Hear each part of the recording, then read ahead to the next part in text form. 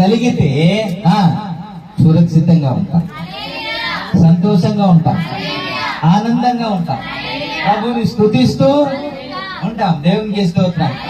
చెరసాల్లో వేసిన తర్వాత మనం చూస్తూ ఉంటాం కదా, పౌలు శీలలు అర్ధరాత్రి పాటలు పాడుచు ప్రార్థన చేయుచుండిరి అనే మాట ఉంది కదా. మీరు ఎందుకని వారు పాటలు పాడగలిగారు అంటే, ఈ చెరసాల్లో దేవుడు ఉంచాడు. దేవునికి స్తోత్రం. ఇందులోనికి తీసుకొచ్చాడంటే దేవుని ప్రణాళిక ఏదో ఒకటి ఉంది, అందుకే తీసుకొచ్చాడు. కాబట్టి ఆయన ప్రణాళిక జరగడానికి తీసుకొచ్చాడు, కాబట్టి ఆయన స్తుతిస్తున్నాం అన్నట్టు కదా పాడారు. వారు పాడుతూ ప్రార్థన చేయుచుండగా దేవుడు కార్యం చేశాడు. దేవునికి స్తోత్రం.